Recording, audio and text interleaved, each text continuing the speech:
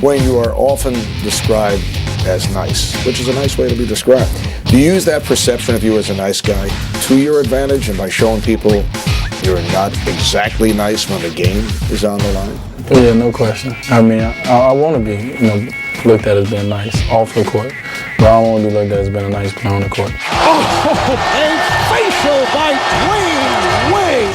I might not have the best outside jumper, I might not be the most athletic guy, but I got a toughness inside of me that just won't let me quit. He puts it up. It is good! He did it! Dwayne Wade has won the game! A lot of fans are coming up to me now more than ever and just saying, hey, big shot, Bob. I like to say when it's time to turn it up that I turn it up. I got a toughness inside of me that just won't let me quit. Dwayne Wade with a beautiful move.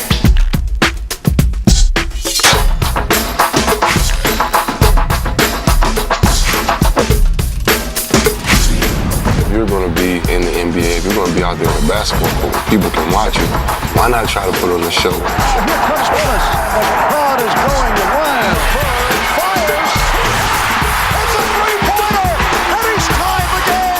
Oh, a spectacular move by Michael Jordan.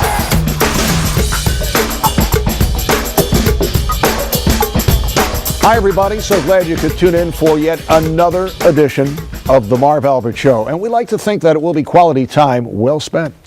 Now, for those of you joining us for the first time, we offer a quick overview.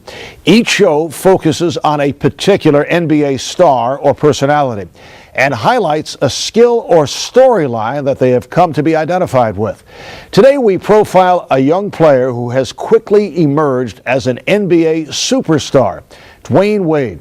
After leading Marquette to the 2003 Final Four, Dwayne was drafted by the Miami Heat.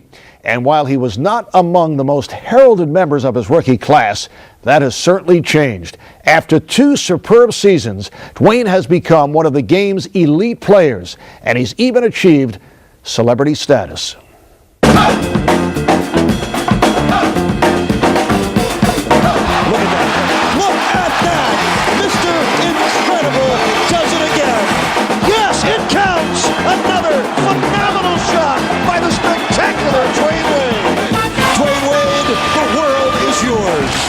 All right, Dwayne, here it is. Cover Slam Magazine, cover ESPN Magazine, cover NBA Live 06. Seems you're on the cover of every magazine, video game. Every kid is wearing your jersey. Is it even difficult for you to believe how far your career has taken you in such a short time? Yeah, well, I think when you say it like that in such a short time is what, is just mind-boggling to me and probably to anybody, because you don't know what to expect when you come to the NBA. For everything to take off for me so fast, it comes quick, but hopefully I worked hard for it, and hopefully people think I deserved it. True definition of a great player is making your teammates better. That's what I always try to do. That's why whenever I get a young, nice point guard, I lift him up, I bring him up, and I got one now. And Flash, I think he's the best of my pupils. Wow. Now, Shaq is a guy who loves to give out nicknames, and he dubbed you Flash. Are you comfortable with Flash, or is there something else you'd like to go by? No, I'm comfortable with it now. I wasn't at first. I didn't even like it. You can ask Shaq when he first said it. I was like, that's not me. I'm not a flashy kind of person. That's not me. But the nickname, it wound up sticking. That's why we can see they call him Flash. Come on. I mean, he just blew right by everyone. And now, every article you see, it got Flash on the people. I got fans calling me Flash now. So it's kind of funny, but it have stuck. And, I thank Shaq for giving me the nickname that would stick, but also giving me more work when I send autographs. I got to sign Flash now. So I got a lot of extra work to do.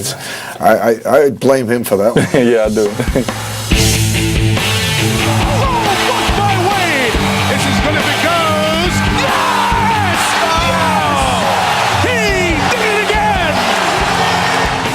A recent article, Grant Hill selected you as the game's best player since Michael Jordan, over LeBron James, Allen Iverson, Steve Nash.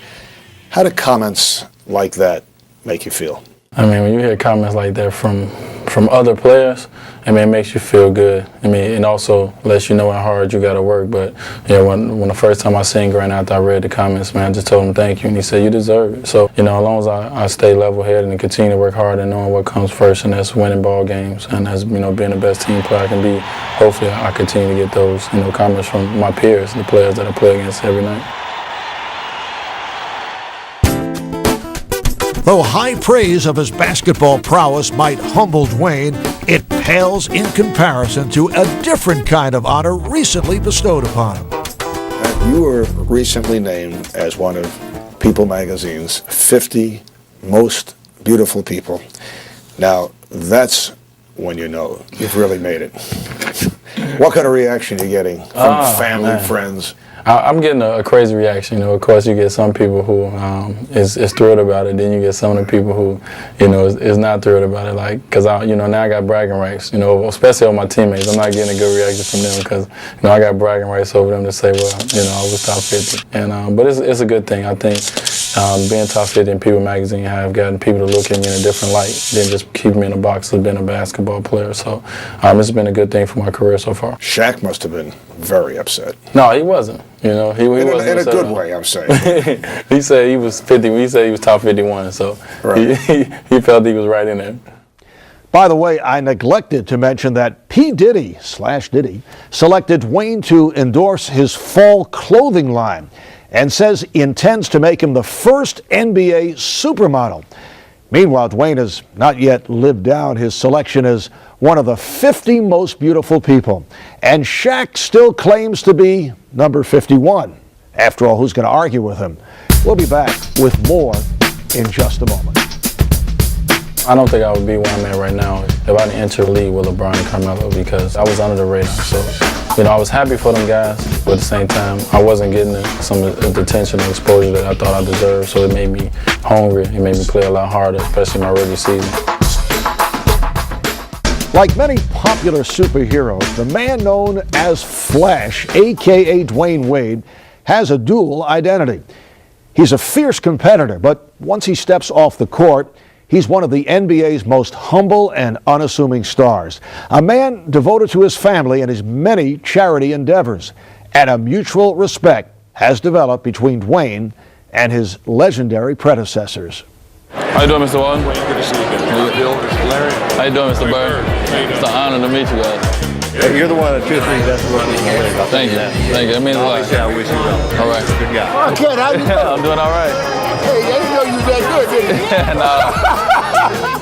Nah. Wayne, you are often described as nice, which is a nice way to be described. Do you use that perception of you as a nice guy to your advantage and by showing people you're not exactly nice when the game is on the line? Yeah, no question. I mean, I want to be, you know, looked at as being nice off the court, but I don't want to be looked at as being a nice player on the court. Here's Wayne flying.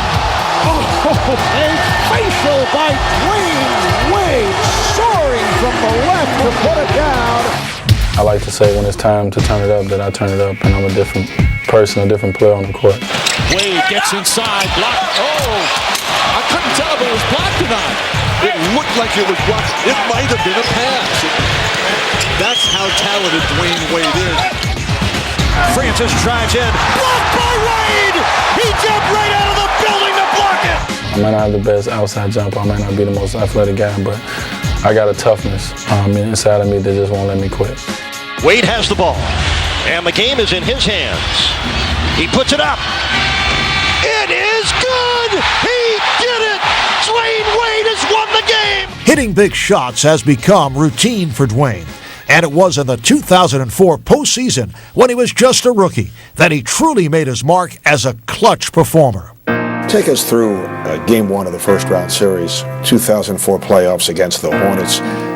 You let a jumper go with just 1 3/10 seconds on the clock. Yes, one of the best moments of my career. You know, when we got in the huddle and coach called a play to clear it out and give me the ball, you know, that was just a special moment for me. Here we go. Maybe game 1 will be decided right here. Wade puts it up. It's good! Yeah, baby! Came through! it was my time to finally, prove that the reason they drafted me fine, the reason I was in the NBA, the reason the ball was in my hand. So that was a special moment against one of the toughest guards in the league, Baron Davis, who I got a tremendous amount of respect for. But he put the ball in my hand, and I made the best move that I can and the best shot at that time, and I unveiled my team to winning game 1. Dwayne Wade has created pandemonium here at the Heat's house with the go-ahead bucket. You weren't done in that series. A huge three-pointer snapped in 80-80 tie with about a minute to go in Game 5. What did this series do for your confidence, and tell us how it elevated you to superstar status early in your career? Well, it did a lot for my confidence. After that, you're not a rookie no more.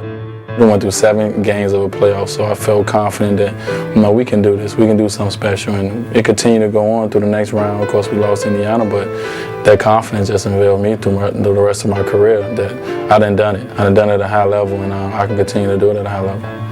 Here comes Dwayne, pumped by O'Neal. Yes, and it counts! Superman has done it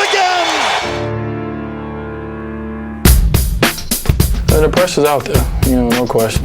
But I don't look at it as pressure. I look at it as it's been an opportunity. I look at it as been a golden opportunity that not too many players get. There's only 400 and some players in the NBA anyway.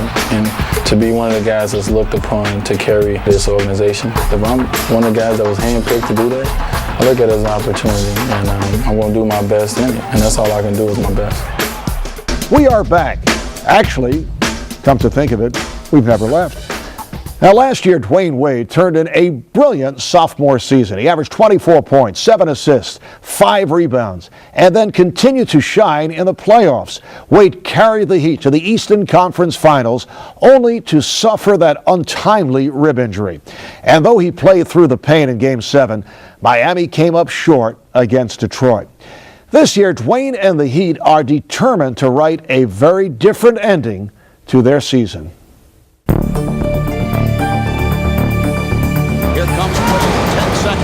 Remaining, 4-point Detroit lead. Wade fires from downtown. Rebounded by Prince, and the Detroit Pistons are headed back to the NBA Finals. How tough was the loss in the Eastern Conference Final to Detroit? Now, you were hurt. You got hurt in Game 5, and in Game 7, I know was difficult for you with the rib cage injury.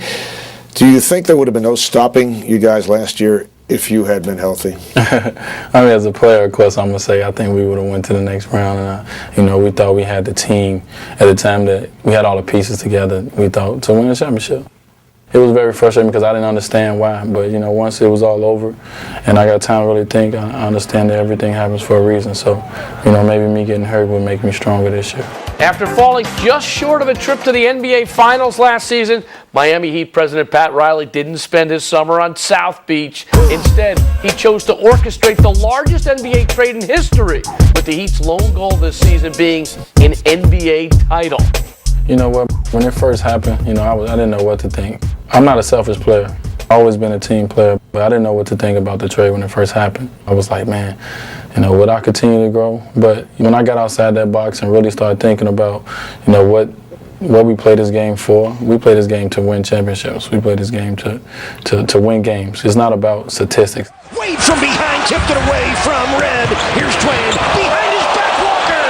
Doesn't get any prettier than that. I think people would understand if your scoring go down, your assists go down, whatever goes down, if they watch you play and they see your team winning, they understand that you're a good player. And this is a once-in-a-lifetime opportunity. And hopefully, we can take this opportunity and be celebrating at the end of the year. Although Dwayne is only in his 3rd season, all the roster changes on the Heat have made him one of the longest tenured members of the team, and he's more than willing to take on a leadership role.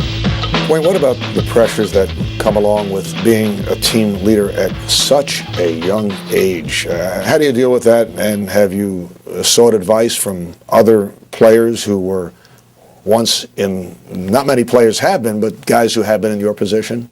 The pressure's out there, no question. But I don't look at it as pressure. I look at it as it's been an opportunity. I look at it as being a golden opportunity that not too many players get. There's only 400 and some players in the NBA anyway. And to be one of the guys that's looked upon to carry this organization, if I'm one of the guys that was handpicked to do that, I look at it as an opportunity, and I'm going to do my best in it, and that's all I can do is my best. Do you ever sit down and have a chat with Michael Jordan? You know, I talked to Michael my rookie year, one night in Chicago, and it was quick. You know, one thing he told me is just continue to play the way you playing. I love the way you play. Continue to take it to the hole. Don't stop. And you know, that was at the time when people were saying, you know, Dwayne, the way he plays is reckless. He's going to get hurt. And then when you're hearing it from one of the greatest players, don't change the way you play. Continue to play the way you play. I love it. It's going to give you confidence. Like I'm going to continue to do it. So, the short encounters I have with him, I mean, they do stick with you. As one who did many interviews with Michael before broadcast of his games, there is a great similarity between the way the two of you handle things, which is, I think, the highest possible compliment. I mean, I see similarities right here.